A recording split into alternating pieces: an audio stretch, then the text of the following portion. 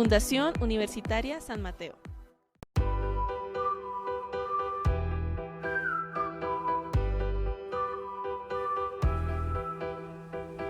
Hola amigos, bienvenidos a una nueva emisión de su noticiero mateísta para el área jurídica. En esta emisión vamos a hablar de Derecho Internacional Público. Para ello vamos a definir un concepto breve que es el Derecho Internacional Público y vamos a ver cuáles son los conceptos de personería jurídica internacional, cuáles son las manifestaciones de esta personería jurídica, cuáles son sus teorías de derivación de la personería jurídica y qué se entiende por sucesión de estados.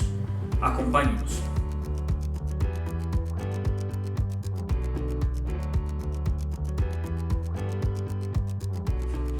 Bueno, pero ¿qué es el derecho internacional público?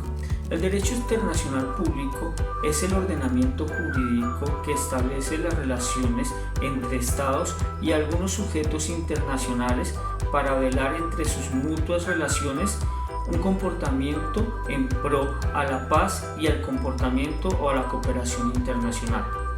Este derecho internacional se basa o se rige mediante fuentes tan importantes como lo son los tratados que se realizan a modo internacional. De esta breve introducción vamos a pasar a qué es la personalidad jurídica internacional. Para ello vamos a mirar el concepto de una manera más eficaz.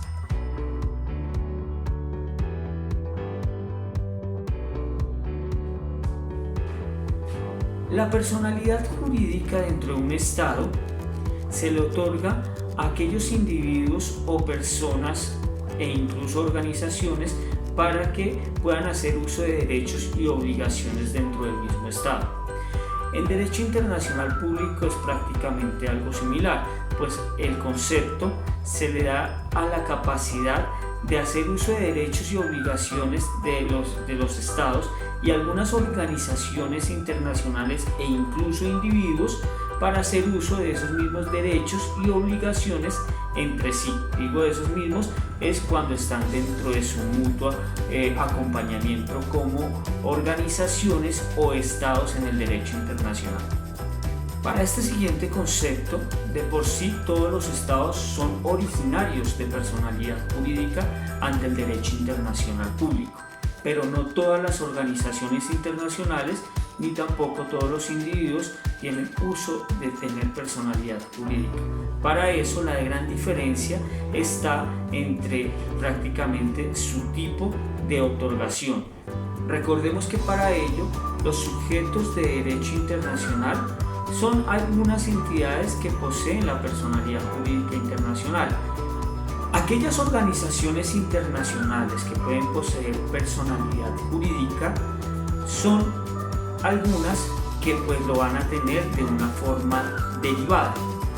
Es decir, y acá está la gran diferencia, los estados tienen personalidad jurídica original y siempre van a poseer, siempre y cuando estén dentro de los conceptos de no sucesión, una personalidad jurídica.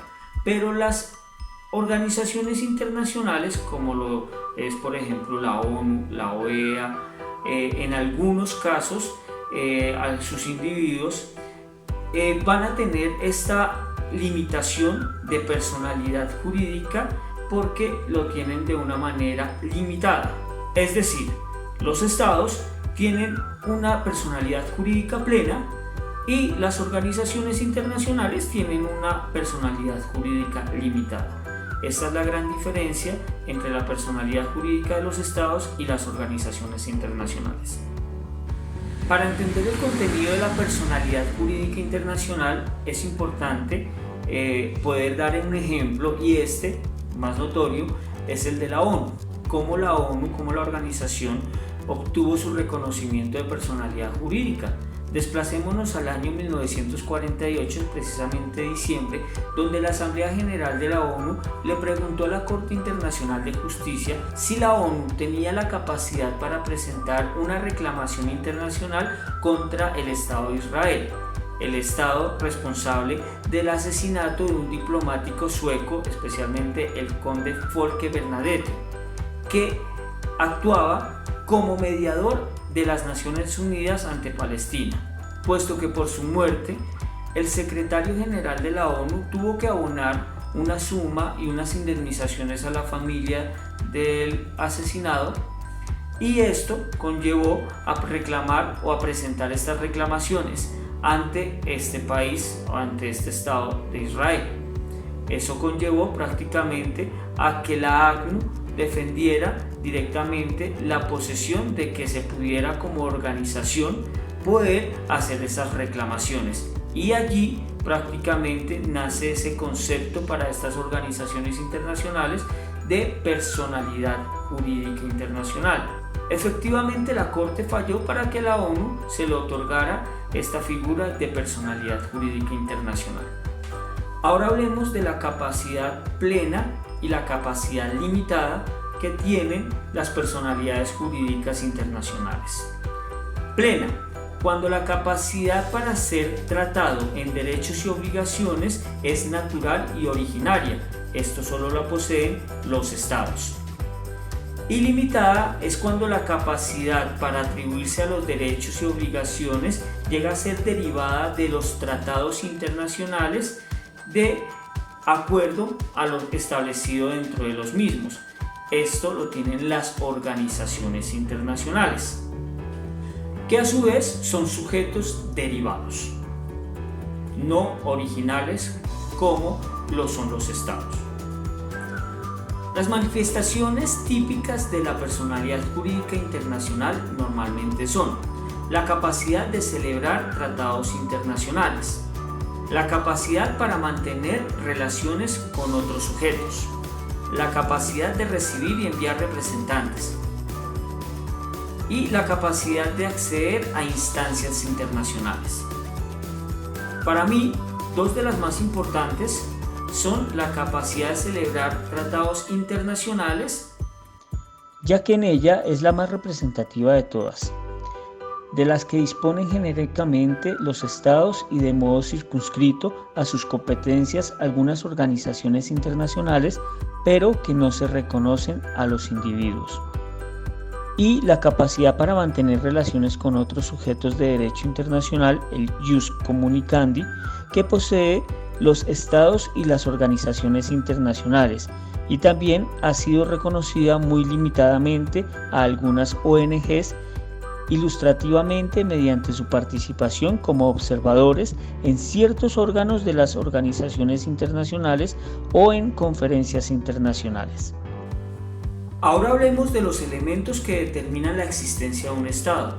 Estos elementos son muy básicos, son el territorio, la población, la soberanía y el gobierno.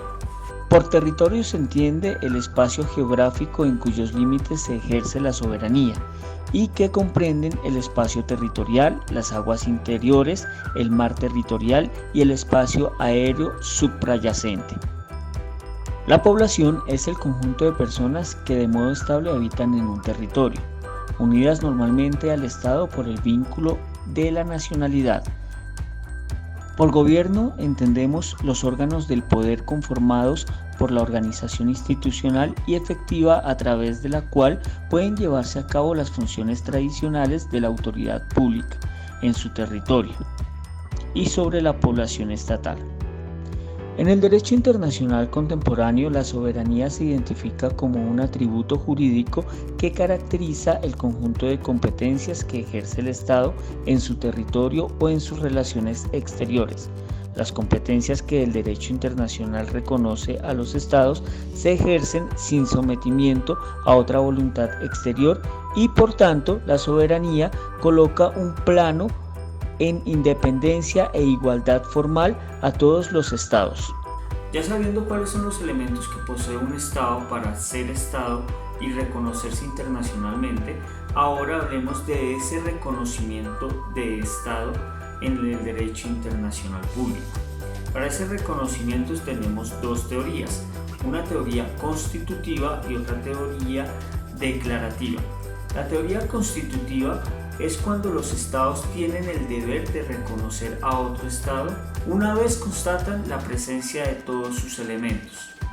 Y la teoría declarativa es el valor que se le da al reconocer, cuando el Estado que reconoce a otro constata una realidad cuya existencia no depende de su aceptación.